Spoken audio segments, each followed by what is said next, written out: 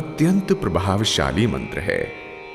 इसके उच्चारण से उत्पन्न हुई ध्वनि के कंपन से शरीर के चारों ओर दैविक शक्तियों का सुरक्षा कवच निर्मित होता है। इस मंत्र के नियमित श्रवण व उच्चारण मात्र से अमंगल, दुर्घटना, दुर्भाग्य व विपत्तियां मानव मात्र से कोसों दूर रहती हैं। ये जीवन में सुख, शांति व समृद्धि लाता है।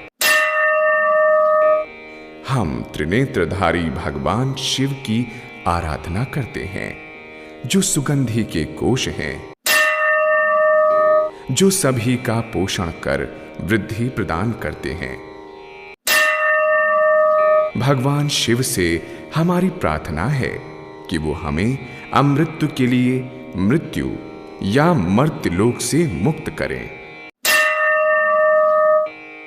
जैसे कि परिपक्व ककड़ी बिना कष्ट अपनी बेल से अलग हो जाती है, ठीक वैसे ही भगवान हमें मृत्यु और पुनर्जन्म के चक्र से मुक्ति दिलाकर मोक्ष की ओर ले जाएं।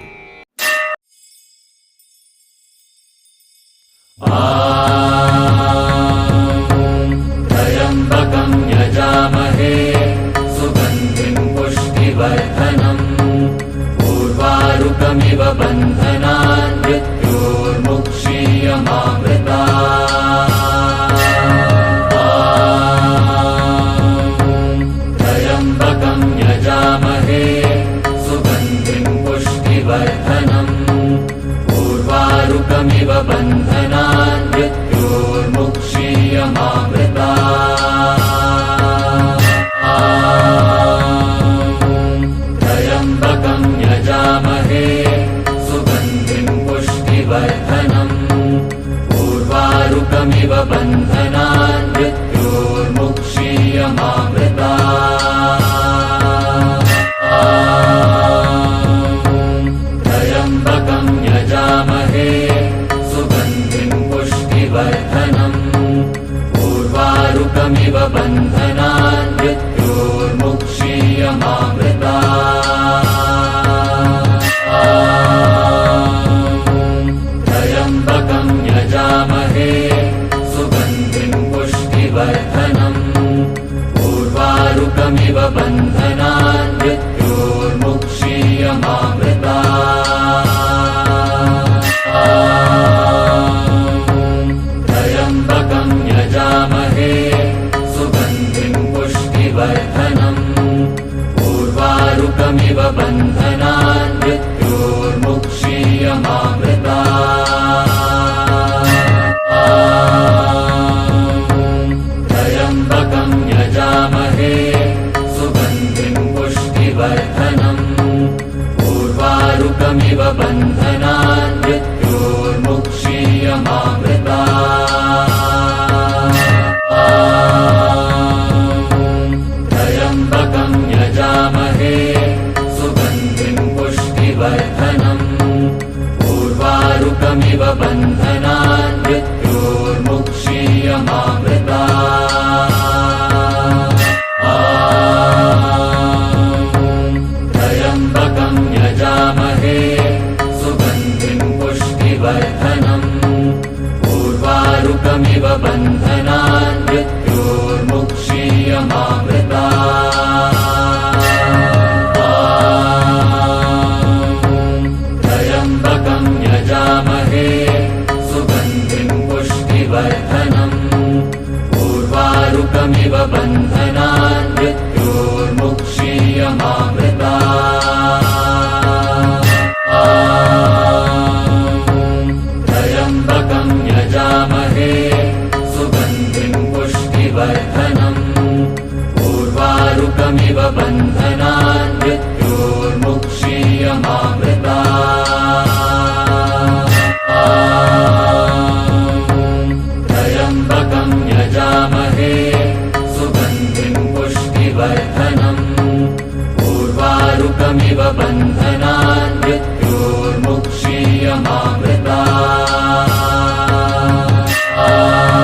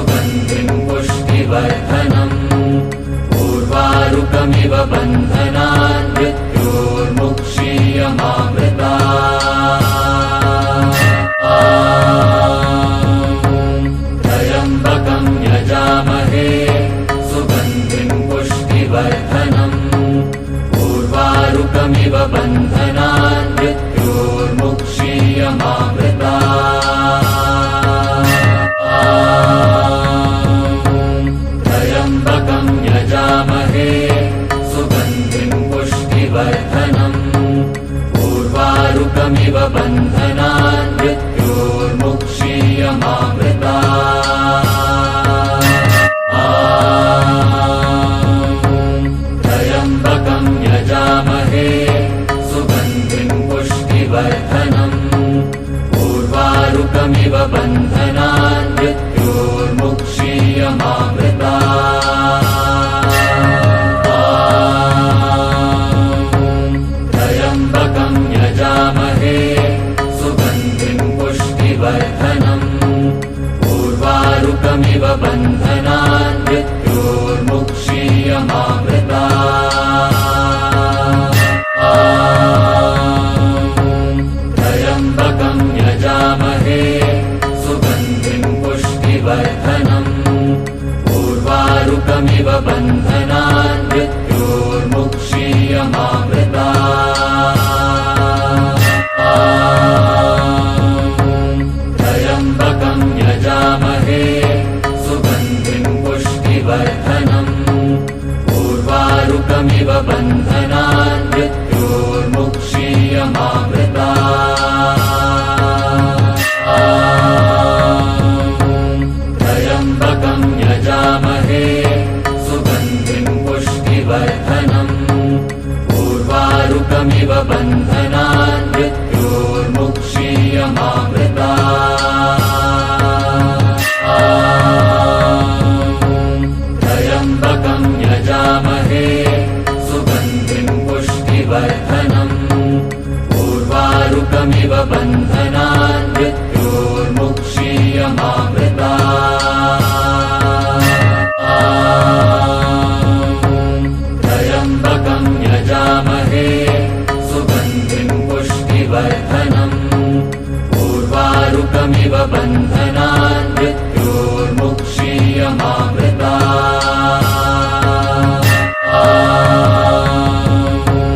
त्र्यम्बकं यजामहे सुगन्धिं पुष्टिवर्धनम् उर्वारुकमिव बन्धनान् मृत्योर्मुक्षीयमामृतात्। त्र्यम्बकं यजामहे सुगन्धिं पुष्टिवर्धनम् उर्वारुकमिव बन्धनान् मृत्योर्मुक्षीयमामृतात्। त्र्यम्बकं यजामहे सुगन्धिं पुष्टिवर्धनम् उर्वारुकमिव बन्धनान् मृत्योर्मुक्षीयमामृतात्। त्र्यम्बकं यजामहे सुगन्धिं पुष्टिवर्धनम् उर्वारुकमिव बन्धनान् मृत्योर्मुक्षीयमामृतात्। त्र्यम्बकं यजामहे सुगन्धिं पुष्टिवर्धनम् उर्वारुकमिव बन्धनान् मृत्योर्मुक्षीयमामृतात्। त्र्यम्बकं यजामहे सुगन्धिं पुष्टिवर्धनम् उर्वारुकमिव बन्धनान् मृत्योर्मुक्षीयमामृतात्। त्र्यम्बकं यजामहे सुगन्धिं पुष्टिवर्धनम् उर्वारुकमिव बन्धनान् मृत्योर्मुक्षीयमामृतात्। त्र्यम्बकं यजामहे सुगन्धिं पुष्टिवर्धनम् उर्वारुकमिव बन्धनान् मृत्योर्मुक्षीयमामृतात्। त्र्यम्बकं यजामहे सुगन्धिं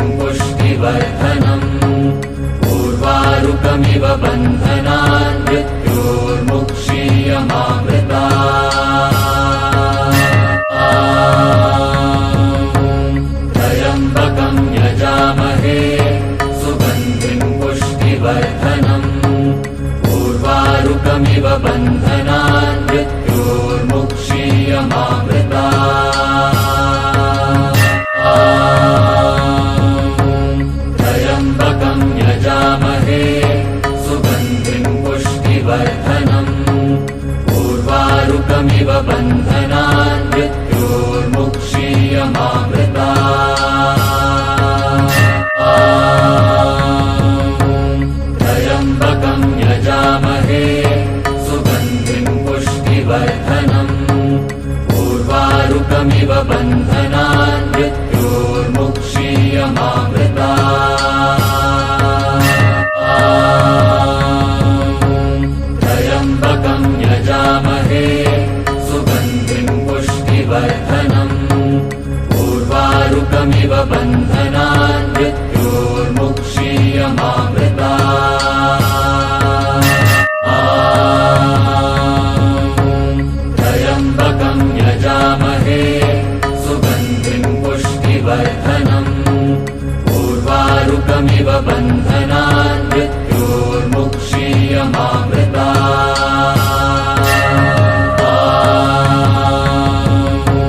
त्र्यम्बकं यजामहे सुगन्धिं पुष्टिवर्धनम् उर्वारुकमिव बन्धनान् मृत्योर्मुक्षीयमामृतात्। त्र्यम्बकं यजामहे सुगन्धिं पुष्टिवर्धनम् उर्वारुकमिव बन्धनान् मृत्योर्मुक्षीयमामृतात्। त्र्यम्बकं यजामहे सुगन्धिं पुष्टिवर्धनम् उर्वारुकमिव बन्धनान् मृत्योर्मुक्षीयमामृतात्। त्र्यम्बकं यजामहे सुगन्धिं पुष्टिवर्धनम् उर्वारुकमिव बन्धनान् मृत्योर्मुक्षीयमामृतात्। त्र्यम्बकं यजामहे सुगन्धिं पुष्टिवर्धनम् उर्वारुकमिव बन्धनान् मृत्योर्मुक्षीयमामृतात्। त्र्यम्बकं यजामहे सुगन्धिं पुष्टिवर्धनम् उर्वारुकमिव बन्धनान् मृत्योर्मुक्षीयमामृतात्। त्र्यम्बकं यजामहे सुगन्धिं पुष्टिवर्धनम् उर्वारुकमिव बन्धनान् मृत्योर्मुक्षीयमामृतात्। त्र्यम्बकं यजामहे सुगन्धिं पुष्टिवर्धनम् उर्वारुकमिव बन्धनान् मृत्योर्मुक्षीयमामृतात्। त्र्यम्बकं यजामहे सुगन्धिं पुष्टिवर्धनम् उर्वारुकमिव बन्धनान् मृत्योर्मुक्षीयमामृतात्। त्र्यम्बकं यजामहे सुगन्धिं पुष्टिवर्धनम् उर्वारुकमिव बन्धनान् मृत्योर्मुक्षीयमामृतात्। त्र्यम्बकं यजामहे सुगन्धिं पुष्टिवर्धनम् उर्वारुकमिव बन्धनान् मृत्योर्मुक्षीयमामृतात्। त्र्यम्बकं यजामहे सुगन्धिं पुष्टिवर्धनम् उर्वारुकमिव बन्धनान् मृत्योर्मुक्षीयमामृतात्। त्र्यम्बकं यजामहे सुगन्धिं पुष्टिवर्धनम् उर्वारुकमिव बन्धनान् मृत्योर्मुक्षीयमामृतात्। त्र्यम्बकं यजामहे सुगन्धिं पुष्टिवर्धनम् उर्वारुकमिव बन्धनान् मृत्योर्मुक्षीयमामृतात्।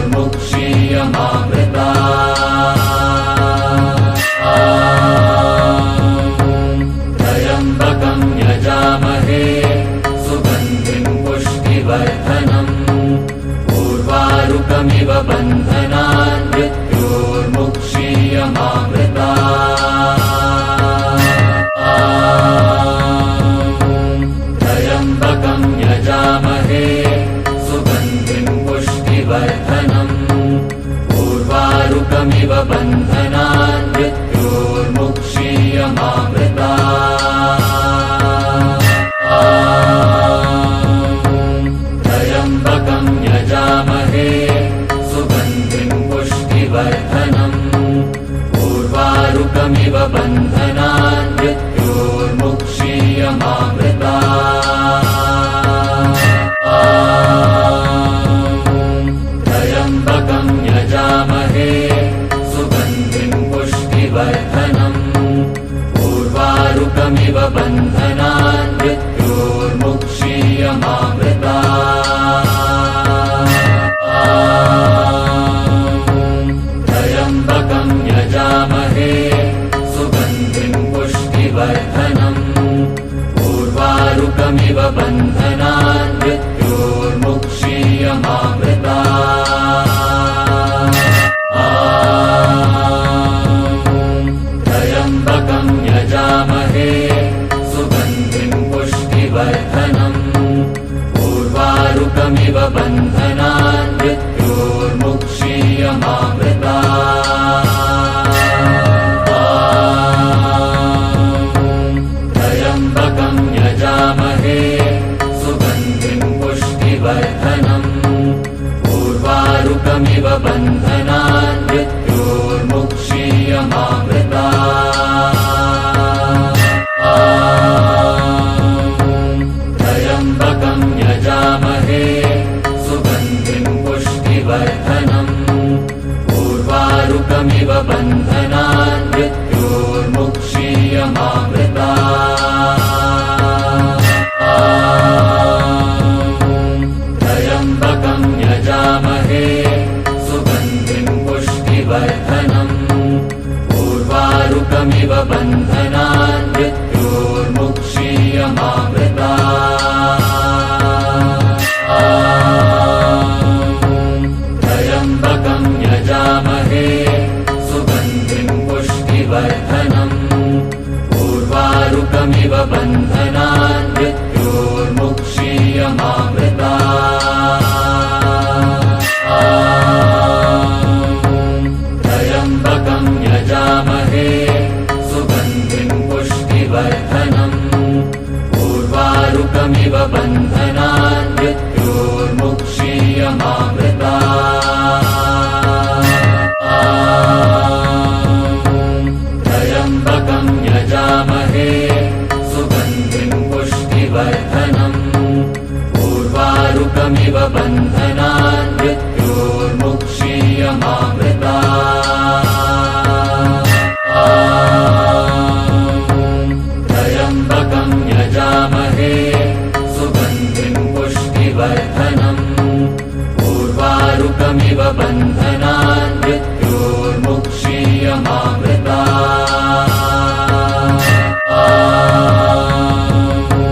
त्र्यम्बकं यजामहे सुगन्धिं पुष्टिवर्धनम् उर्वारुकमिव बन्धनान् मृत्योर्मुक्षीयमामृतात्।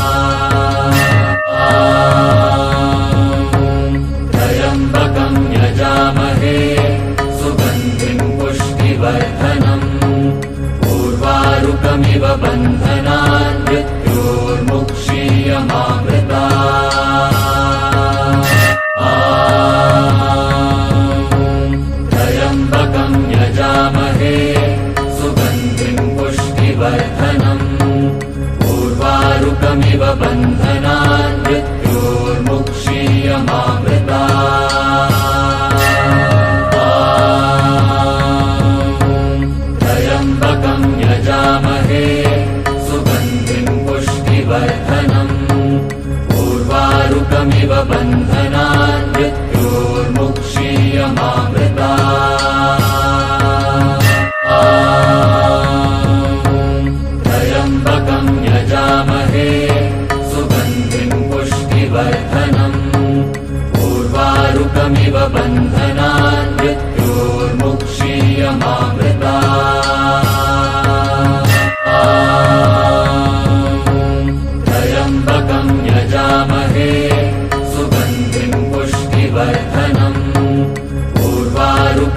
बन्धनान् मृत्योर्मुक्षीयमामृतात्।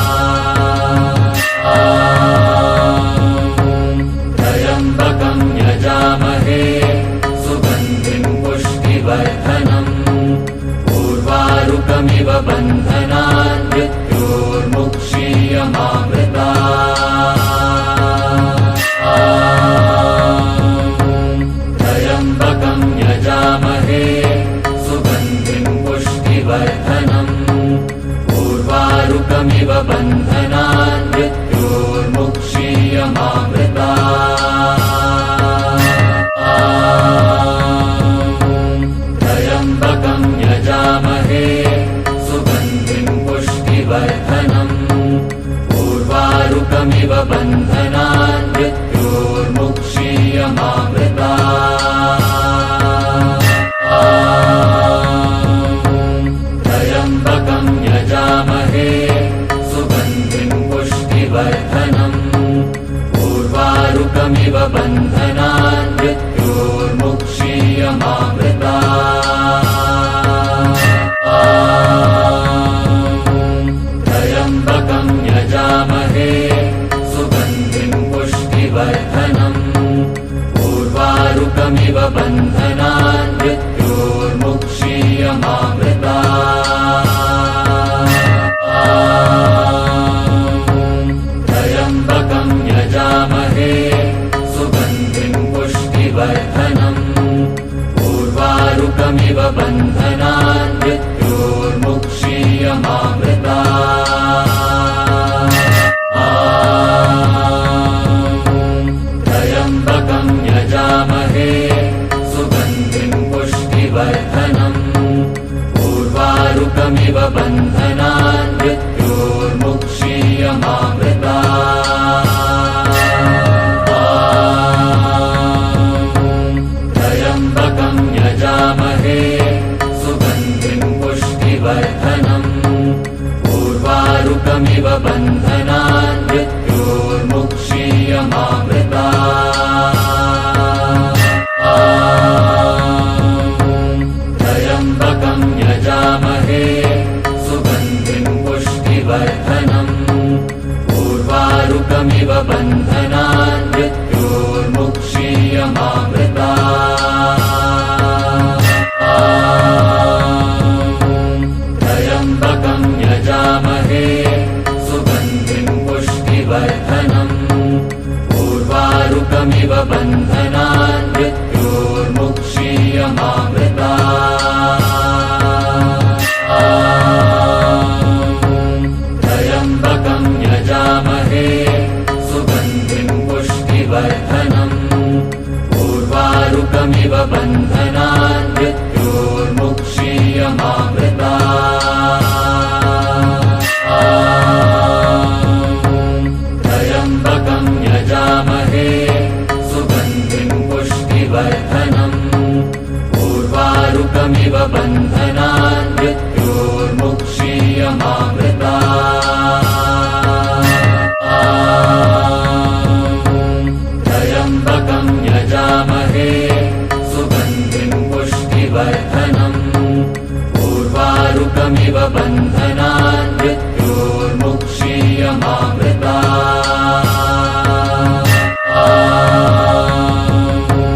त्र्यम्बकं यजामहे सुगन्धिं पुष्टिवर्धनम् उर्वारुकमिव बन्धनान् मृत्योर्मुक्षीयमामृतात्।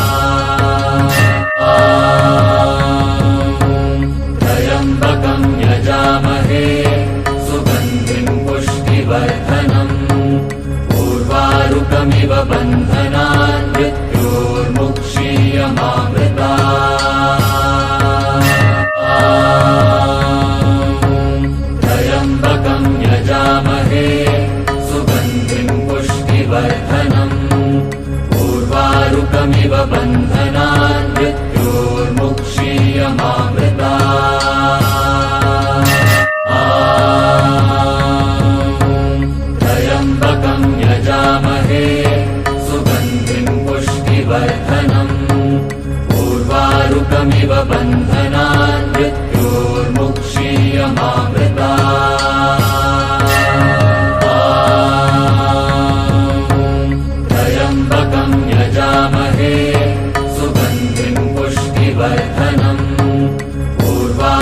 उर्वारुकमिव बन्धनान् मृत्योर्मुक्षीयमामृतात्। त्र्यम्बकं यजामहे सुगन्धिं पुष्टिवर्धनम् उर्वारुकमिव बन्धनान् मृत्योर्मुक्षीयमामृतात्। त्र्यम्बकं यजामहे सुगन्धिं पुष्टिवर्धनम् उर्वारुकमिव बन्धनान् मृत्योर्मुक्षीयमामृतात्। त्र्यम्बकं यजामहे सुगन्धिं पुष्टिवर्धनम् उर्वारुकमिव बन्धनान् मृत्योर्मुक्षीयमामृतात्। त्र्यम्बकं यजामहे सुगन्धिं पुष्टिवर्धनम् उर्वारुकमिव बन्धनान् मृत्योर्मुक्षीयमामृतात्। त्र्यम्बकं यजामहे सुगन्धिं पुष्टिवर्धनम् उर्वारुकमिव बन्धनान् मृत्योर्मुक्षीयमामृतात्। त्र्यम्बकं यजामहे सुगन्धिं पुष्टिवर्धनम् उर्वारुकमिव बन्धनान् मृत्योर्मुक्षीयमामृतात्। त्र्यम्बकं यजामहे सुगन्धिं पुष्टिवर्धनम् उर्वारुकमिव बन्धनान् मृत्योर्मुक्षीयमामृतात्। त्र्यम्बकं यजामहे सुगन्धिं पुष्टिवर्धनम् उर्वारुकमिव बन्धनान् मृत्योर्मुक्षीयमामृतात्। त्र्यम्बकं यजामहे सुगन्धिं पुष्टिवर्धनम् उर्वारुकमिव बन्धनान् मृत्योर्मुक्षीयमामृतात्। त्र्यम्बकं यजामहे सुगन्धिं पुष्टिवर्धनम् उर्वारुकमिव बन्धनान् मृत्योर्मुक्षीयमामृतात्। त्र्यम्बकं यजामहे सुगन्धिं पुष्टिवर्धनम् उर्वारुकमिव बन्धनान् मृत्योर्मुक्षीयमामृतात्। त्र्यम्बकं यजामहे सुगन्धिं पुष्टिवर्धनम् उर्वारुकमिव बन्धनान् मृत्योर्मुक्षीयमामृतात्। त्र्यम्बकं यजामहे सुगन्धिं पुष्टिवर्धनम् उर्वारुकमिव बन्धनान् मृत्योर्मुक्षीयमामृतात्। त्र्यम्बकं यजामहे सुगन्धिं पुष्टिवर्धनम् उर्वारुकमिव बन्धनान् मृत्योर्मुक्षीयमामृतात्। त्र्यम्बकं यजामहे सुगन्धिं पुष्टिवर्धनम् उर्वारुकमिव बन्धनान् मृत्योर्मुक्षीयमामृतात्। त्र्यम्बकं यजामहे सुगन्धिं